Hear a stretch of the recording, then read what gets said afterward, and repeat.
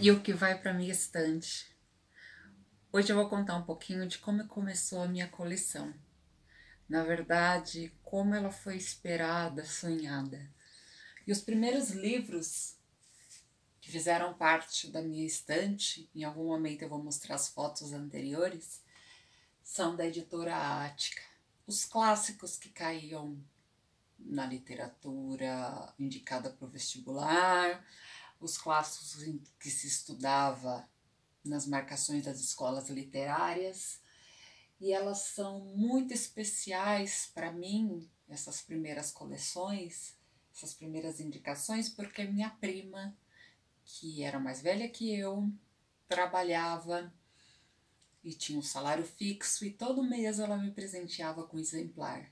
Então esse é daqueles tesouros que não tem preço, né? Então eu posso ter a minha coleção favorita, autografada, mas essa é muito especial porque ela foi desejada, era a namorada cada ida às papelarias, poucas livrarias existiam naquela época, né? Então não poderia faltar José de Alencar, Machado de Assis, clássicos que eram uma remontagem de contos tradicionais como A Pata da Gazela, A Luneta Mágica, em que me ensinou a pensar sobre a dualidade que nós somos, né?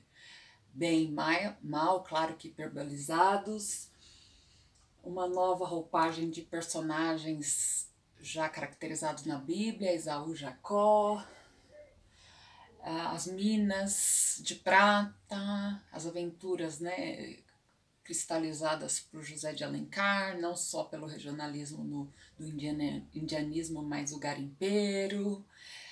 Então, muito do meu gosto pela literatura foi também pelo objeto material que o livro é, né? Então, o sonho de ter uma biblioteca. E eu não poderia deixar de citar também um que eu vou retomar em outra apresentação, que é o Para Gostar de Ler. Mas antes mesmo desse Para Gostar de Ler, vieram esses livros, que acho que era o Para Gostar de Ter, né? O sonho de o que vai para minha estante. O que vai para a estante. Hoje eu vou contar sobre um livro em que tem uma história da qual eu me sinto parte. Na verdade, eu conheci muito mais a personagem secundária citada nesse livro do que a principal. Esse livro, Oswaldo Brandão, conta a história do ex-técnico do Corinthians e também do Palmeiras e também da seleção brasileira. Mas em uma das páginas conta a história de um fundador de uma ONG da qual eu fiz parte. Então esse é o trecho que eu gostaria de ler. Além da formação como engenheiro, Márcio cursava psicologia e se interessava por outras vertentes espiritualistas, além das cristãs. Ele trabalhava no grupo socorrista Razim, quando, em 1974, um incêndio destruiu uma favela próxima à Avenida dos Bandeirantes.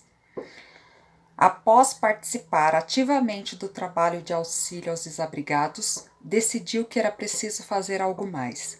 Convenceu a família e alguns amigos mais próximos de que deveria criar um local para cuidar daquelas e de outras pessoas necessitadas. Os desabrigados tinham sido transferidos para um barracão da Prefeitura de São Paulo, no Jardim Iporanga. Com a ajuda do pai e de amigos, Márcio conseguiu comprar um terreno e deu início à construção de um centro assistencial para necessitados. Como já era engenheiro civil formado, projetou o prédio e cuidou da obra enquanto teve forças, por causa da doença. Quando foi informado do risco de ficar paraplégico,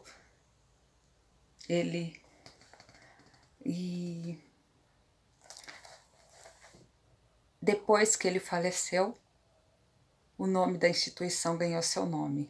e acabou sendo tocada pelo seu pai e pelos seus familiares. Então, para quem gosta de história de futebol, ou para quem quer conhecer a história do país pelo viés do futebol, eu indico esse livro. E, de certa forma, vai conhecer um pouquinho também da história de uma ONG da qual eu falo bastante, a Fundação Márcio Eduardo Baroni Brandão. Então, esse livro é do Maurício Noriega, Oswaldo Brandão, libertador corintiano, herói palmeirense.